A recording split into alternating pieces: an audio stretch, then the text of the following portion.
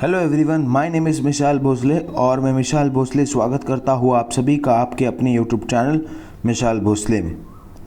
In the previous video I taught you introduction of partnership, features of partnership, provision of Indian Partnership Act 1932 and what are the different methods of capital. Okay, so in this video we are going to learn what is trading account, and we are going to see the performer of trading account, and what is profit and loss account, and we are going to see the performer of profit and loss account, and in the last video in the end of this video we are going to learn what is balance sheet and what is the performer of balance sheet. Okay, so this video is going to be very important, so stay tuned till the end of this video. Okay, so let us start with this video. As we know, there are some steps in the accounting, so we have learned many steps in the accounting. ठीक है, so the very first step is preparation of journal or subsidiary books. Okay, so whenever any transaction takes place, the very first step as an accountant or we have to what we have to do is we have to make a journal. ठीक है, we have to prepare a journal or subsidiary book, and then we have to post that journal into ledger. That is preparation of ledger. Okay, and then next we have to balance those ledgers and we have to put the balance of these ledgers in the trial balance. Okay, and then after considering the trial balance we have to prepare final account. Trial balance and adjustment we have to prepare final account. Okay, which consists of what? Trading account, profit and loss account and balance sheet. Okay, so in this topic we are going to learn introduction to partnership and partnership final account. In this topic we are going to learn how we can maintain or how we can do the final account of partnership firm. Okay, so ज़्यादा समय ना लेते हुए सबसे पहले शुरुआत करते हैं इंट्रोडक्शन और मीनिंग ऑफ ट्रेडिंग अकाउंट. क्या होता है ट्रेडिंग अकाउंट? ठीक है, तो सबसे पहले मैं जो चीज़ें बोलूँगा आपको अंडरलाइन करने वो ज़रूरी चीज़ें होंगी, तो please everyone make sure to underline it. Okay, तो सबसे पहले हम लोग शुरुआत करते हैं ट्रेडिंग अकाउंट से. What is trading account?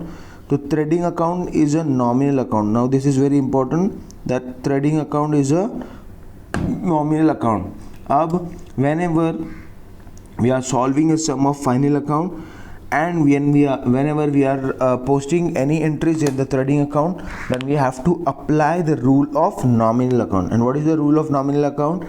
Debit all expenses and losses, credit all income and gains. Okay, सारे expenses and losses को debit करो और सारे income and gains को क्रेडिट करो. ठीक है, तो ये रूल आपको क्या करना है? नॉमिनल अकाउंट का ट्रेडिंग अकाउंट को अप्लाई करना. Okay, yes. अभी देखो उसके बाद में in the debit side of this account all direct expenses are recorded, and in the credit side of this account all direct income of firms are recorded. Okay, yes.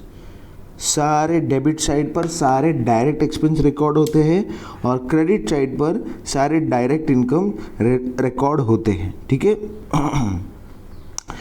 अब ये क्या होता है? डेबिट साइड पर direct expense कौन से होते हैं और फिर क्रेडिट साइड पर डायरेक्ट इनकम कौन से होते हैं. तो सबसे पहले मैं वो बता दूँ. ठीक है, जैसे फॉर एग्जांपल अगर मेरा बिजनेस है किसी चीज़ को बनाने का, राइट. अब इस चीज़ को बनाने के लिए फॉर एग्जांपल मैं क्या करता हूँ? रॉ मटेरियल परचेज़ करता हूँ, राइट. तो वो रॉ मटेरियल को परचेज़ करने का मेरे लिए खर्चा होता है, राइट. तो इट इज़ डायरेक्ट एक्सपेंस. अब ये रॉ मटेरियल तो अपने आप बनेगा नहीं, ठीक है, हवा में, राइट. मैं ऐसे जादू कर दूंगा और अपने आप बन जाएगा क्या? वो फिनिश प्रोडक्ट में नहीं. तो उसके ऊपर मुझे लेबर्स लगेंगे, तो उसका खर्चा it is known as direct expense.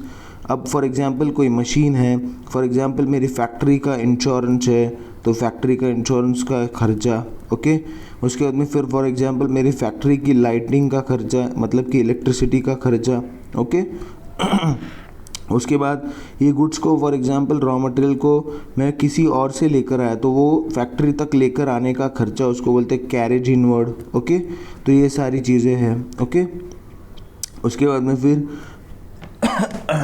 I am so sorry. तो ऐसे सारे क्या आते हैं, खर्चे आते हैं, ठीक है। तो ये सारे देखे हमने डायरेक्ट एक्सपेंस। अभी देखते हैं क्या होता है डायरेक्ट इनकम, ठीक है।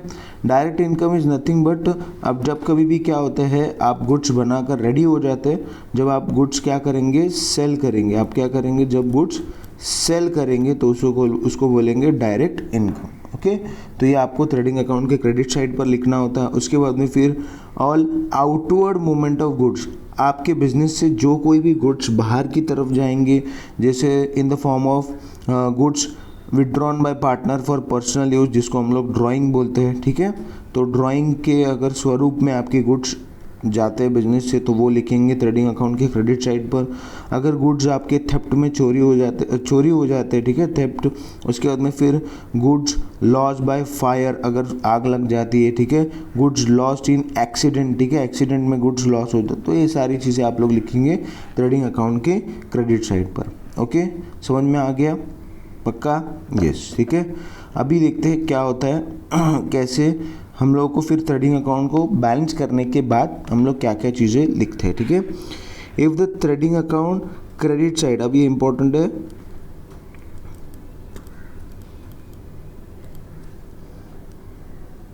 if the trading account credit side is more than the debit side then the account shows the gross profit, ठीक है। and vice versa, उसका मतलब उसका उल्टा, ठीक है। and then the gross profit is transferred to profit and loss account, ठीक है। और फिर उसके बाद वो gross profit को आप क्या करते हो, profit and loss account में ट्रांसफ़र करते हो। अब आपको समझ में नहीं आएगा, ठीक है। अब मैं यहाँ पर परफॉर्मा दिखाता हूँ तो ईजिली समझ में आ जाएगा, ठीक है। तो सबसे पहले देखो क्या लिखा हुआ है ट्रेडिंग अकाउंट। अब सब लोगों को मैं पहले तो फॉर्मेट समझा दूँ कैसे होता है फॉर्मेट, ओके। और मैं जो जो चीज़ें बोलूँगा ज़रूरी है वो वैसे करना है, ठीक है। क्योंकि बीइंग एन एग्जामिनर मैंने बहुत सारी चीज़ें ऑब्जर्व की, बहुत सारी चीज़ें एक्सपीरियंस की कि बच्चे कहाँ कहाँ पर गलती करते, ठीक है। तो सबसे पहले आपको ऐसे ऊपर मेंशन करना बहुत ज़रूरी होता है कि ये कौन सा अकाउंट है। तो सबसे पहले एग्जाम में भी आपको इसी तरीके से सॉल्व करना है। Trading account for the year ended 31 March 2019, 20, 22, 23, जो कुछ भी डेट दिया होगा वो लिखना होता है, ठीक है। उसके बाद सबसे पहले आपकी शुरू होती है डेबिट साइड से, ठीक है। आपका अकाउंट शुरू होता है डेबिट साइड से, उसके बाद फिर क्रेडिट साइड। अब उसका format particular amount rupees, particular amount rupees, amount rupees, okay, yes. अभी सबसे पहले डेबिट की शुरुआत हमेशा याद रखने का, किससे शुरुआत होती है, टू ओपनिंग स्टॉक, कभी भी ओपनिंग स्टॉक से ही शुरुआत होगी, ओके। पिछले साल का बचा हुआ स्टॉक फिर से हम लोग क्या करेंगे, इस साल में यूज़ करेंगे, ठीक है। हम लोग यूज़ करते हैं या नहीं, हमारे रोज़ के लाइफ में भी हम लोग पहले जो चीज़ें हमारे पास है वो यूज़ करते हैं और फिर जो नया स्टॉक आता है फिर उसको और भी अगर ज़रूरत है तो परचेस करते हैं, राइट। तो ओपनिंग स्टॉक पहले लिखेंगे, उसके बाद में फिर परचेस, अगर आप और नए भी और अगर आपको और गुड्स रिक्वायर्ड है, ठीक है, तो वो और अगर और हम लोग परचेस करते तो वो अगर कोई परचेस रिटर्न होगा या फिर रिटर्न आउटवर्ड होगा तो उसको माइनस करेंगे, ओके। परचेस में से मैं सिखाऊंगा एक एक चीज़, ओके। उसके बाद कैरेज इनवर्ड, गुड्स को सप्लायर से गुड्स को अपने बिजनेस तक लेकर आने का खर्चा, ठीक है, उसको बोलते हैं carriage inward.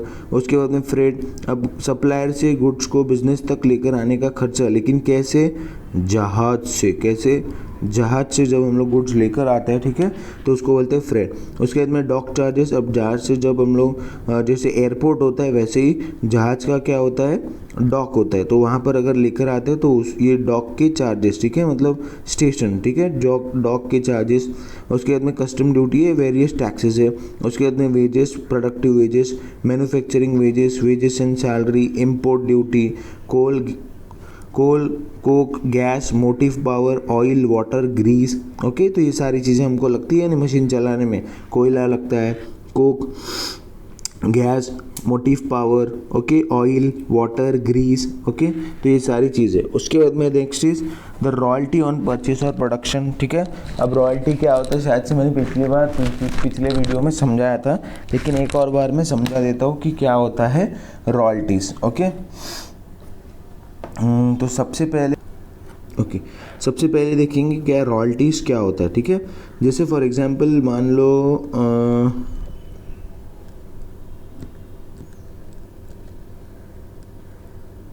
let's take an example. Suppose there is person A and person B, okay.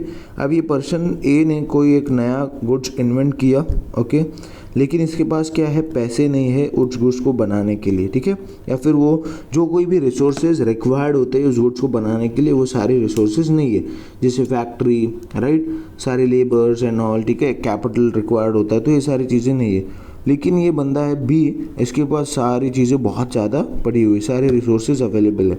अब ये बंदा क्या करता है, इसने ये गुड्स को इन्वेंट किया, अब ये बंदा क्या करेगा, इसी सेम गुड्स को परचेज करेगा या तो इसी सेम गुड्स को क्या करेगा, प्रोड्यूस करेगा, और उसके बदले में क्या करेगा, इसको कुछ ना कुछ पैसे देता रहेगा। उसी को हम लोग क्या बोलते हैं, रॉयल्टीज, ठीक है, टू कॉपी दैट प्रोडक्ट और to use that product and sell that product, ठीक है, तो उसी को हम लोग बोलते हैं रॉयल्टीज, ठीक है, समझ में आ गया। Next, okay, next the primary packing charges. अब पैकिंग चार्जेस तो सबको पता होंगे, ठीक है, गुड्स को पैक करने के charges, factory lighting and heating यानी कि फैक्ट्री की इलेक्ट्रिसिटी का खर्चा, फैक्ट्री का अगर आप रेंट पर लेते फैक्ट्री तो फैक्ट्री रेंट का खर्चा, ओके, एंड रेट्स यानी कि taxes, okay, to factory insurance, अगर आपने फैक्ट्री का इंश्योरेंस कराया तो वो, उसके बाद में वर्क्स मैनेजर सैलरी तो वो, ओके। अभी ग्रॉस प्रॉफिट कैसे आता है वो हम लोग सीखेंगे बाद में, ओके। अब ये हो गया हमारा डेबिट साइड कंप्लीट, आता है, तो अब आता है हम लोग क्रेडिट साइड पर, ठीक है। सबसे पहले आपको दिया है सेल्स, सबसे पहले मैंने शुरुआत में ही कहा था ऑल डायरेक्ट इनकम। अब डायरेक्ट इनकम में क्या आता है, आपका सेल्स आता है and all outward movement of goods, okay. तो सबसे पहले सेल्स में से अगर आपके पास कोई भी सेल्स रिटर्न है या फिर रिटर्न इनवर्ड है तो उसको माइनस करेंगे और फिर बाहर लिखेंगे। उसके बाद by goods loss by theft, goods loss by fire, goods distributed as free sample, goods loss in accident, goods withdrawn by partner for personal use. उसके बाद में आता है at the end of the year जो आपके पास closing stock बचता है वो भी आपको लिखना पड़ता है ट्रेडिंग अकाउंट के क्रेडिट साइड पर, ओके, यस, हो गया। अभी देखो ग्रॉस लॉस कब आएगा, ग्रॉस प्रॉफिट कब आएगा। जैसे फॉर एग्जांपल लेट अस सी, अब ये मेरे क्या है, सारे डायरेक्ट इनकम है, ये क्या डायरेक्ट इनकम। अब मेरी इनकम आई 100 रुपीज़ और मेरे एक्सपेंसेस ये सारे मेरे क्या है, डायरेक्ट एक्सपेंस, ओके। मैं कोई और एक कलर की इंक यूज़ करता हूँ ताकि आप लोगों को समझ में आए, ठीक है। अब मेरे खर्चे फॉर एग्जांपल हो गए 80 rupees, okay, this are my all, this side is my expenses and this side is my income. मेरे इनकम हुई थी 100 रुपया, मेरे खर्चे हुए 80 रुपया, तो बच्चे कितने, 20। तो यही चीज़ क्या है, आपकी ग्रॉस प्रॉफिट, समझे। अब वही अगर इसका उल्टा केस हो जाता है, इसका क्या हो जाता है उल्टा केस, वाइस वर्सा। तो for example let us suppose मेरे खर्चे हो रहे हैं 100 रुपया, मेरी इनकम है 80 रुपीज़, तो यानी कि मेरा लॉस कितने का हुआ, 20 रुपीज़ का। ये तो ये जो ग्रॉस लॉस है यही क्या है, ये 20 रुपीज़ है, समझे, ये 20 रुपीज़, ओके। अब ये ग्रॉस लॉस को, ग्रॉस प्रॉफिट को आपको कहाँ पर लिखना होता है तो इसको जो है वो हम लोग प्रॉफिट एंड लॉस अकाउंट पर ट्रांसफ़र करते हैं, ठीक है। तो वो कैसे करते हैं वो भी मैं बता दूँ, ठीक है। सबसे पहले अगर आपको यहाँ पर बैलेंस आ रहा है, कहाँ पर, अगर ग्रॉस प्रॉफिट आ रहा है, ठीक है, यहाँ पर बैलेंस आ रहा है तो उसको हम लोग अपोजिट डायरेक्शन में ट्रांसफ़र करते हैं। यहाँ पर आया तो यहाँ पर करेंगे प्रॉफिट एंड लॉस अकाउंट के क्रेडिट साइड पर, और अगर यहाँ पर आया बैलेंस तो उसको अपोजिट डायरेक्शन में यानी कि डेबिट साइड पर करेंगे, ठीक है। देखो यहाँ पर दिखा दो, ठीक है, दिख रहा है ग्रॉस प्रॉफिट ब्रॉट डाउन यहाँ पर, ओके, ये दिखा, यस, ठीक है। तो ऐसे करते हैं, ओके। तो आई होप आप लोगों को समझ में आ गया होगा क्या होता है ट्रेडिंग अकाउंट, ठीक है। अब हम लोग देखेंगे प्रॉफिट एंड लॉस अकाउंट क्या होता है। अब देखेंगे क्या प्रॉफिट एंड लॉस अकाउंट क्या होता है, ठीक है। अब इसमें जो चीज़ें बोलूँगा वो ज़रूरी होगी, वो उसको आपको मार्क करके लेना है। सबसे पहला लिखा है profit and loss account is the type of nominal account. अब प्रॉफिट एंड लॉस अकाउंट भी आपका कौन सा अकाउंट होता है, नॉमिनल अकाउंट होता है। तो आप जब कभी भी अब कोई भी चीज़, कोई भी transaction profit and loss account में लिखेंगे तो प्रॉफिट एंड लॉस अकाउंट में कौन सा रूल अप्लाई होगा, नॉमिनल अकाउंट का। और सबको नॉमिनल अकाउंट का रूल तो पता ही है, राइट। उसके बाद में फिर यहाँ पर ध्यान देंगे, ठीक है। यहाँ पर क्या लिखते हैं, all indirect expenses are to be recorded on the debit side whereas all indirect income are to be recorded to the credit side of this account, okay. तो क्या करते हैं, all indirect expenses are recorded on the debit side and all indirect incomes are related on the credit side, okay, yes.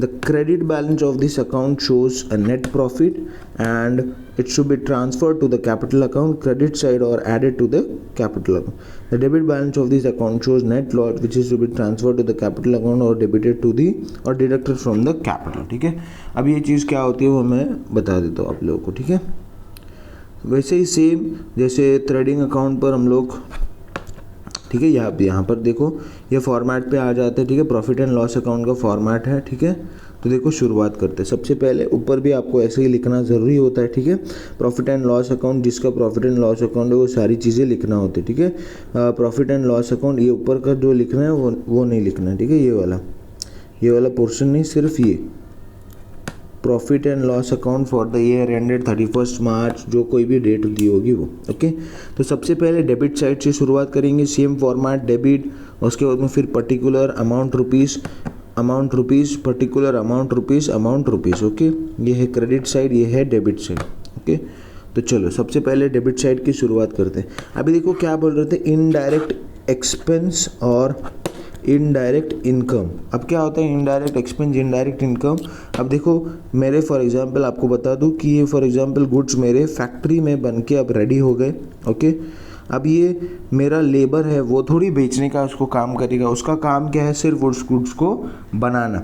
अब एक बार उसने उस goods को बना लिया, अब वो क्या करेगा, उस गुड्स को वेयर हाउस तक लेकर जाएगा, यानी कि हमारे गोडाउन तक लेकर जाएगा. ओके, वेयर हाउस तक, और फिर वो वेयर हाउस में फिर अब वो गुड्स पहुंच गए. अब इसका आगे का काम कौन करेगा, मेरा ऑफिस स्टाफ करेगा. ठीक है, इसको बेचने का, ठीक है, इसको बेचकर पैसे कमाने का काम, इसको बेचने के बाद इन सब चीज़ों का हिसाब रखने का काम, ये सारी चीज़ें कौन करेगा, मेरा ऑफिस का स्टाफ करेगा. और जो ऑफिस के खर्चे होते हैं उन्हीं को हम लोग क्या बोलते हैं, इनडायरेक्ट एक्सपेंस. और जो गुड्स और इधर मेरे क्या करते हैं, और एक्स्ट्रा जो इनकम जो होते हैं उसको बोलते हैं इनडायरेक्ट इनकम. वो भी मैं सिखाऊंगा क्या होता है, कैसे होता है. ठीक है, तो आई होप आप लोगों को समझ में आ गया होगा. Okay, next. अभी सबसे पहले दिया आपको सैलरीज, तो बट ऑफ ये सैलरी तो सबको पता होगी, ऑफिस के स्टाफ को जो हम लोग पगार देते हैं उसको हम लोग बोलते हैं सैलरी. ओके, और जो लेबर्स को हम लोग जो फैक्ट्री में काम करते हैं मशीन के ऊपर, ओके, जो लेबर्स होते हैं उनको जो हम लोग पगार देते हैं उसको बोलते हैं वेजेस. ओके, उसके बाद next is to salary and wages, ये भी profit and loss account debit side. Rent and rates, okay, ये भी सबको पता होगा. इंश्योरेंस, उसके बाद इलेक्ट्रिसिटी एंड लाइटिंग, टेलीफोन का खर्चा, printing and stationery, travelling expenses of salesman, depreciation on asset. अब ये भी सिखाऊंगा मैं, जब आएगा तब क्या होता है डेप्रिसिएशन ऑन एसेट. उसके बाद है लोडिंग चार्जेस. अब loading charges in the sense what, अब वेयर हाउस में गुड्स आ गए, राइट. अब वो गुड्स आने के बाद कस्टमर तक आपको लेकर जाने, ठीक है, फाइनल कस्टमर तक, राइट. तो वो फाइनल कस्टमर तक तो ऐसे ही नहीं पहुंचेंगे, तो उसको आपको क्या करना पड़ेगा, उसको फिर टेम्पो में या फिर ट्रक वगैरह में लोड करके फिर कस्टमर तक पहुंचाना होगा. ठीक है, तो उसको बोलते हैं लोडिंग चार्ज. उसके बाद ऑडिट फीस, जो chartered accountant eight the end of the year आके आपकी बुक्स को ऑडिट करता है, चेक करता है, ठीक है, बुक्स ऑफ अकाउंट्स को, उसी को हम लोग बोलते हैं ऑडिट. और वो उस ऑडिट को करने के लिए हमको फीस देनी पड़ती है चार्टर्ड अकाउंट को, वो मैं सिखाऊंगा कैसे. ओके, क्या होता है. उसके बाद में एंटरटेनमेंट एक्सपेंसेस, ठीक है. उसके बाद में रिपेयर्स एंड रिन्यूअल्स, मेंटेनेंस. अब entertainment in the sense what, कि पिक्चर दिखाना, फिल्म दिखाना, वो नहीं. Entertainment in the sense what, कि फॉर एग्जांपल आप कोई बॉस ए है और एक उसका कोई क्लाइंट है बी. ओके, अब बॉस ए को क्लाइंट बी मिलने आ गया लेकिन हमारे बॉस क्या है, अवेलेबल नहीं है. ओके, वो 2 घंटा लेट आने वाले हैं, ठीक है, थोड़ा ऑफिस में. अब बी जो है वो टाइम पर पहुंच गया, लेकिन सर ए हमारे कहाँ पर है, कहीं पर बिजी है. अब ये 2 घंटे ये बंदा बी जो है वो बैठ कर परेशान हो जाएगा. तब इसको हम लोग क्या करेंगे, एंटरटेन करेंगे, यानी इसको हम लोग नाच कर दिखाएंगे, राइट. तो उसका खर्चा नहीं ठीक है, तो नाचकर वगैरह नहीं दिखाना है. Entertainment in the sense what, अब हम इसको क्या करेंगे, टी मंगाएंगे, ठीक है, कॉफ़ी मंगाएंगे, ठीक है, मिल्क शेक मंगाएंगे. ओके, उसके बाद में इसको कुछ स्नैक्स मंगाएंगे, ठीक है. तो उसको जो हम लोग एंटरटेन कर रहे हैं, यानी कि 2 घंटा मेरे बॉस नहीं आ रहे, तो तब तक इसको क्या करो, एंगेज करके रखो, इसको एंटरटेन करो. उसको लगना नहीं चाहिए कि यार 2 घंटा हो गया मैं ऐसे ही बैठा हुआ खाली, ठीक है. तो उसको थोड़ा क्या करो, एंटरटेन करो, ठीक है. उसको उसको चाय कॉफ़ी स्नैक्स वगैरह खिलाओ तो उसको थोड़ा अच्छा लगेगा, तो उसको बोलते हैं हम लोग एंटरटेनमेंट एक्सपेंस। ओके, अब ये हो गया।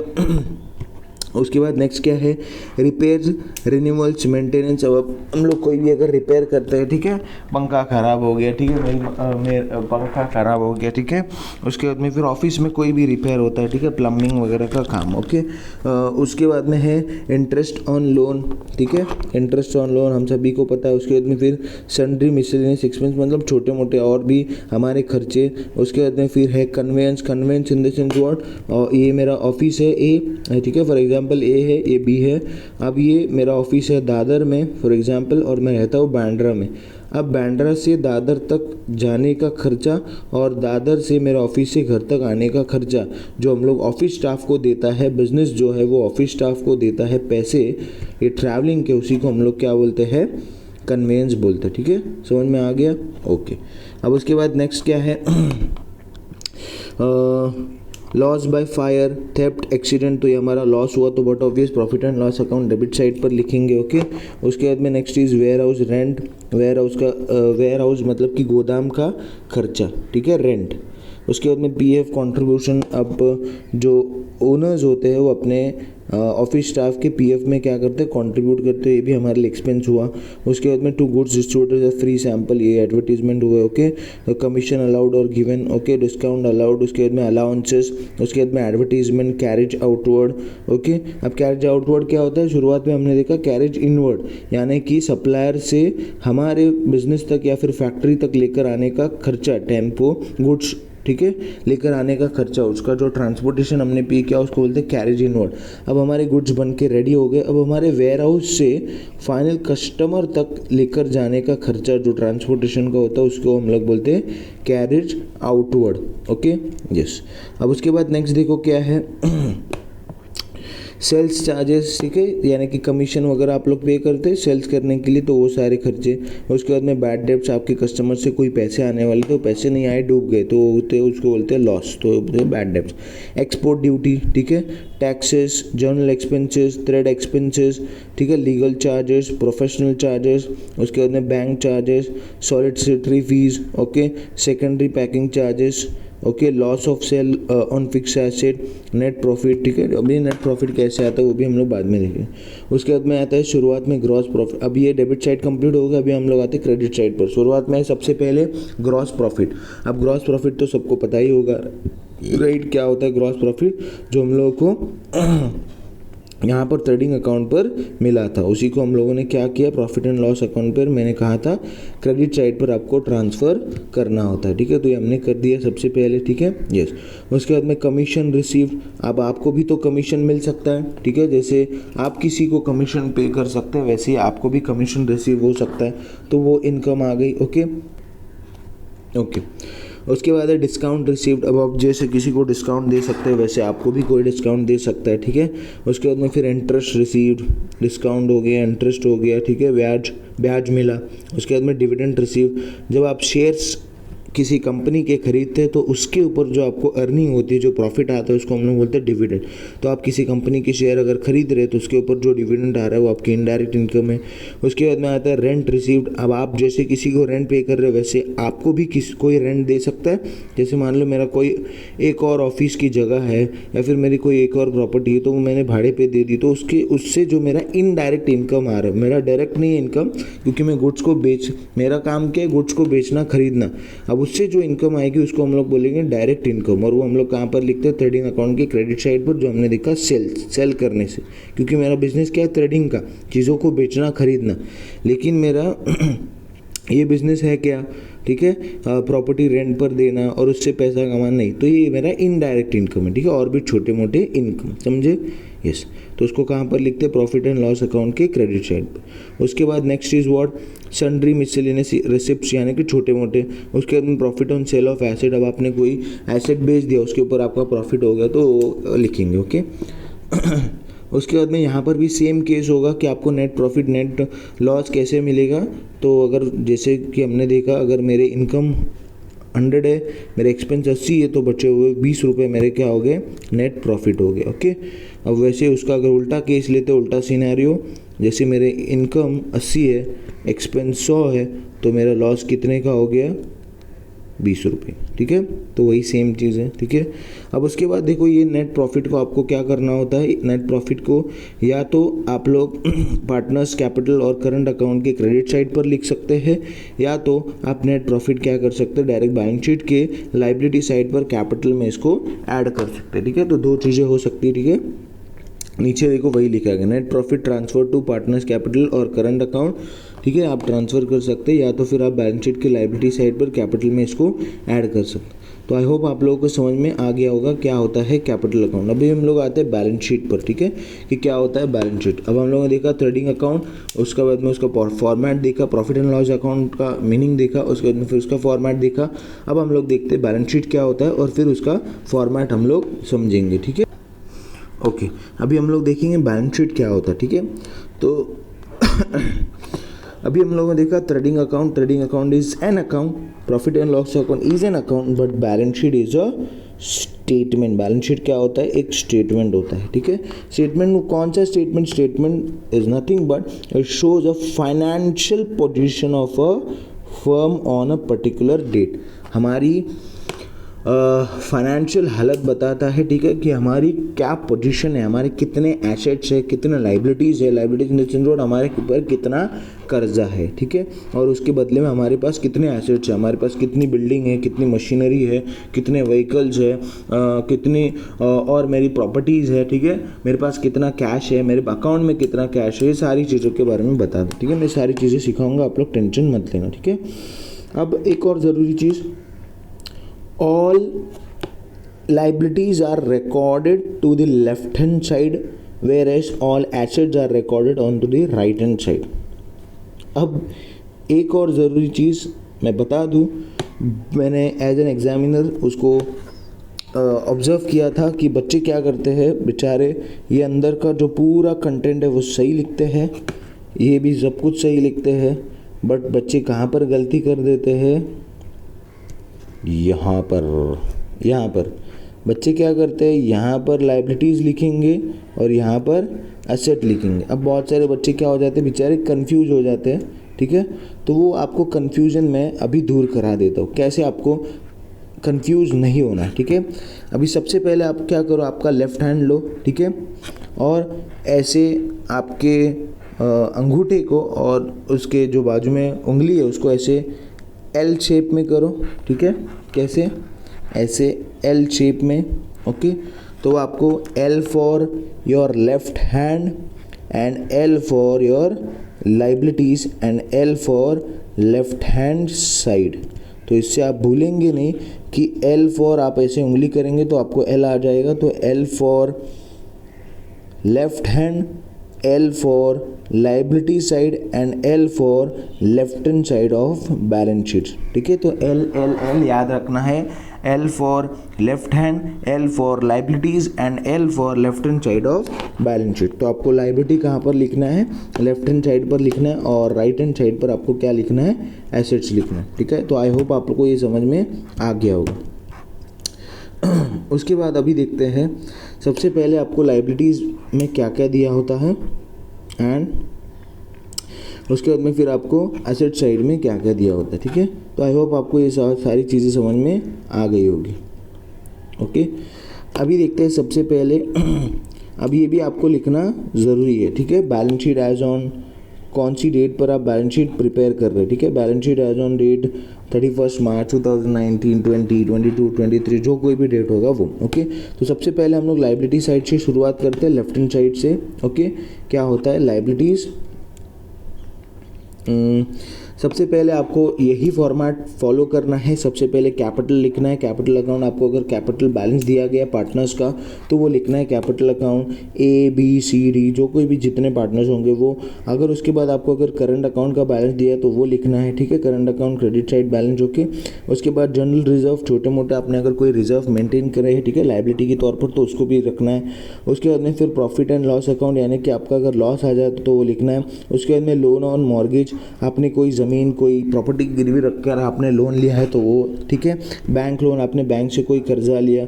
उसके बाद में लोन फ्रॉम पार्टनर्स, आपने बिजनेस के पार्टनर्स से, बिजनेस ने क्या किया, लोन लिया तो वो। बिल्स पेबल, आपने गुड्स क्या किया, उधार पर खरीदे, उसके पैसे पे करने, चुकते करने, बिल्स पेबल। उसके बाद में बैंक ओवरड्राफ्ट, आपने बैंक से ज़्यादा पैसे विड्रॉ कर लिए। अब ये फैसिलिटी सिर्फ और सिर्फ करंट अकाउंट होल्डर को ही होती है, ठीक है। तो ये बैंक से आपने ज़्यादा पैसे विड्रॉ कर लिए तो उसको बोलते हैं बैंक ओवरड्राफ्ट। बट ऑब्वियस आपके ऊपर ये कर्जा होगा तो इसको भी लायबिलिटी साइड पर लिखेंगे। उसके बाद है नेक्स्ट इज सन्ड्री क्रेडिटर्स। आप सन्ड्री क्रेडिटर्स को भी इन द सेंस व्हाट, हमने जिनसे गुड्स उधार पर खरीदे और उनको पैसे पे करने, उसको बोलते हैं हम लोग सन्ड्री क्रेडिटर्स। अब देखो सन्ड्री क्रेडिटर्स और बिल्स पेएबल जो होते हैं वो सेम होते हैं, लेकिन क्या इसमें डिफरेंस होता है। एक होता है बिल्स पेएबल, एक होता है एक होता है सन्ड्री क्रेडिटर्स, एक क्या होता है सन्ड्री क्रेडिटर्स, ठीक है। यस, अब इसमें डिफरेंस क्या होता है। जैसे मान लो मैंने गुड्स खरीदे और मुझे जो है वो सामने वाले ने क्या किया, 1 महीने का क्या दिया, विड्रॉल, मुझे क्रेडिट का पीरियड दिया कि भाई 1 महीने बाद मुझे तू गुड्स दे देना 30 तारीख तक, ठीक है। अब 30 तारीख तक फॉर एग्जांपल मैंने क्या किया, उस गुड्स के पैसे नहीं पे किए, तो अब ये 30 तारीख तक जो है वो यहाँ तक क्या होंगे, बिल्स पेएबल होंगे। अब ये ड्यू डेट जो है वो चली गई, ठीक है, और मैंने पैसे नहीं दिए।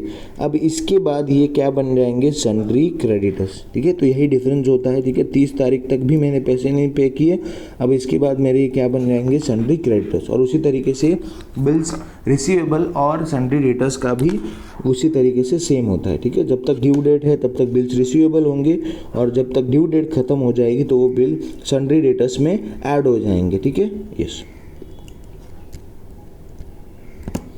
अगर आपको नहीं समझ में आया तो वीडियो फिर से रिवाइंड करके रिप्ले करके देखना, तो आपको समझ में आ जाएगा, ठीक है। यस, उसके बाद में फिर add, less, any other adjustment, अगर कोई भी एडजस्टमेंट आते हो जब आएंगे तो हम लोग देखें, मैं बहुत सारी चीज़ें आपको सिखाऊंगा, ओके। उसके बाद नेक्स्ट है discount to creditors, discount on creditors, ठीक है। आपको अगर क्रेडिटर्स पर कोई भी डिस्काउंट मिलता है तो उसको भी आपको लिखना होता है। उसके बाद में फिर आप डिस्काउंट ऑन क्रेडिटर्स, उसके बाद में फिर है आउटस्टैंडिंग एक्सपेंस, आपकी कोई भी खर्चे पे करना बाकी रह जाते हैं उसको बोलते हैं आउटस्टैंडिंग एक्सपेंस, तो वो भी आपके ऊपर कर्जा हो जाता है तो वो भी लिखेंगे लायबिलिटी साइड पर। उसके बाद में इनकम रिसीव्ड इन एडवांस, अब अगले साल की इनकम आपने इसी साल में रिसीव कर ली तो वो इस साल जो है वो आपके लिए क्या बन जाता है, कर्जा बन जाता है, तो इसीलिए इसको लायबिलिटी साइड पर लिखते हैं। उसके बाद में फिर प्रोविजन फॉर टैक्सेस रिजर्व, ठीक है। प्रोविजन फॉर आपने कोई क्या किया, टैक्सेस के लिए प्रोविजन मेंटेन करके रखो, provision in the sense what, आपने कुछ ना कुछ पैसे साइड में रखे हुए, ठीक है। उसके बाद में फिर रिजर्व फंड, ठीक है, रिजर्व फंड भी आपने क्या किया, मेंटेन करके रखा हुआ है। Provident fund, okay. उसके बाद में add interest on provident fund investment, अगर आपका कोई भी प्रोविडेंट फंड इन्वेस्टमेंट के ऊपर क्या मिलता है, इंटरेस्ट मिलता है, ठीक है, तो उसको भी आपको क्या करना है, ऐड करना है, ठीक है। ओके, तो ये हो गया हमारा लायबिलिटी साइड कंप्लीट। अब हम लोग आते हैं एसेट साइड पर, ठीक है। अब सबसे पहले एसेट्स में आपको क्या लिखना है, क्या लिखना है ऐसा कोई ज़रूरी कंपलसरी नहीं है, बट आपको सबसे पहले क्या करना है, सबसे पहले आपको क्या करना है, एसेट्स ही लिखने हैं, ठीक है। जैसे आपका गुडविल आ गया। अब एसेट्स हमको पता है 2 तरीके के होता है, एक होता है टेंजिबल एसेट्स और एक होता है intangible assets. Tangible in the sense what, हम लोग जिसको देख सकते हैं, छू सकते हैं, महसूस कर सकते हैं, उनको बोलते हैं हम लोग टेंजिबल एसेट। जैसे हमारी मशीनरी हो गया, ठीक है। उसके बाद में हमारी बिल्डिंग हो गई, ठीक है, हमारे फर्नीचर्स होंगे। और वहीं पर इनटेंजिबल एसेट्स क्या है, जैसे कि हमारे गुडविल, ओके, हमारे पेटेंट्स, ठीक है, कॉपीराइट्स, ये सारे क्या होते हैं, ट्रेडमार्क्स, ये सारे क्या होते हैं, गुडविल इनटेंजिबल एसेट्स में आते हैं, ठीक है। तो चलो ठीक है। उसके बाद नेक्स्ट क्या है, गुडविल तो समझ में आ गया, एसेट। उसके बाद में फिर लैंड एंड बिल्डिंग एसेट्स, उसमें अगर डिप्रिसिएशन कुछ है तो उसको माइनस करना है। बाद में फिर plant and machinery assets, furniture and fixer asset. उसके बाद में फिर इक्विपमेंट, ये भी अगर आपने छोटे मोटे आपके पास कोई इक्विपमेंट है तो वो भी आपके लिए एसेट्स होते हैं। उसके बाद डिलीवरी मोटर और वैन, ठीक है, ये भी आपके लिए एसेट। लीज होल्ड प्रॉपर्टी, ठीक है, आपके पास कोई प्रॉपर्टीज़ है, ठीक है। उसके बाद में फिर premises in the sense what, कि आपकी ये बिल्डिंग है, अब ये बिल्डिंग के नीचे का प्रीमाइसेस, जैसे मान लो आपका बिल्डिंग का कोई ग्राउंड है नीचे, उसके बाद में बिल्डिंग की पार्किंग है, उसके बाद में फिर बिल्डिंग का गार्डन है, तो ये इसको बोलते हैं हम लोग प्रीमाइसेस, ठीक है। यस, तो समझ में आ गया होगा प्रीमाइसेस क्या होता है। उसके बाद नेक्स्ट क्या है, पेटेंट्स, ठीक है। पेटेंट्स यानी व्हाट, आपने कोई गुड्स इन्वेंट किया, अब उसको आपने अपने नाम पर करा लिया, उसको बोलते हैं पेटेंट। ओके, उसके बाद में फिर लूज टूल्स, ठीक है, और भी छोटे मोटे लूज टूल्स, स्क्रू ड्राइवर, पाना वगैरह, उसको बोलते हैं लूज टूल। उसके बाद में फिर इन्वेस्टमेंट, ठीक है, आपने किसी कंपनी में अपने पैसे इन्वेस्ट करके रखोगे तो ये भी आपके लिए एसेट होते हैं। उसके बाद में फिर स्टोर्स एंड स्पेयर पार्ट्स, आपके पास कोई भंगार के स्पेयर पार्ट पड़े हुए तो वो भी एसेट्स होते हैं। उसके बाद में फिर प्रीपेड एक्सपेंसेस, अब जैसे आपके पास एडवांस में पैसे रिसीव होते हैं तो उसको हम लोग इस साल लाइबिलिटी कंसिडर करते हैं, तो वैसे ही आप भी किसी को एडवांस पैसे पे कर सकते हो तो उसको हम लोग क्या बोलते हैं, प्रीपेड एक्सपेंस और एडवांस एक्सपेंस, तो वो आपके लिए क्या बन जाते हैं, एसेट्स बन जाते हैं, ठीक है। उसके बाद में आउटस्टैंडिंग इनकम, अब आपको जैसे आउटस्टैंडिंग एक्सपेंस है, आपने खर्चे पे करने चाहिए थे, पे नहीं किए तो वो आपके ऊपर कर्जा बन गया। वैसे ही आपको भी तो किसी से पैसे आने थे, वो पैसे नहीं आए, इनकम नहीं है, तो वो आपके लिए क्या बन जाते हैं, outstanding income, in the sense वो तो आपके लिए क्या बन जाते हैं, एसेट्स। ओके, ये हो गया। उसके बाद लोन्स एंड एडवांस गिवन, ठीक है, तो जैसे आप किसी से कर्जा ले सकते, लोन ले सकते, वैसे आप भी तो किसी को लोन दे सकते, तो वो आपके लिए एसेट्स बन गए। उसके बाद अगर साल के आखिरी में आपके पास अनसोल्ड स्टॉक बचता है तो उसको बोलते हैं क्लोजिंग स्टॉक, तो वो आ जाएगा। उसके बाद सन्ड्री डेटर्स, ठीक है, तो सन्ड्री डेटर्स यानी जिनसे पैसे हमको लेने हैं, जिनको हमने गुड्स उधार पर बेचे, और एनी अदर एडजस्टमेंट जो मैं बताऊँगा, less bad debts, new bad debts होंगे तो फिर लेस प्रोविजन फॉर आरडीडी वो होंगे, तो डिस्काउंट ऑन डेटर्स होंगे, तो वो ये सारी चीज़ें। उसके बाद में इंश्योरेंस क्लेम रिसीवेबल, अगर आपकी कोई गुड्स के आपने इंश्योरेंस कराए हुए या फिर आपने किसी भी चीज़ का इंश्योरेंस कराया और उसका अगर आपको क्लेम मिलने वाला है तो वो आप यहाँ पर आता है एसेट साइड पर। उसके बाद में बिल्स रिसीवेबल, उसके बाद में cash in hand, cash at bank, उसके बाद में फिर partners current account, debit balance, ठीक है, तो ये ज़्यादातर आता नहीं है, ठीक है, तो ये डेबिट बैलेंस अगर आता है तो debit balance in the sense what, partners से पैसे हमको लेने, एक तो होता है पार्टनर्स को हमको पैसे देने, ठीक है, कभी कभार पार्टनर्स से भी हमको पैसे लेने होते हैं, वो जब आएगा तब मैं बताऊंगा, ठीक है। तो आई होप ये आप सभी को समझ में आ गया होगा, what is trading account, what is profit and loss account, what is balance sheet, और उसका फॉर्मेट भी मैंने पूरी तरीके से अच्छे से जो है वो समझा दिया है, ठीक है।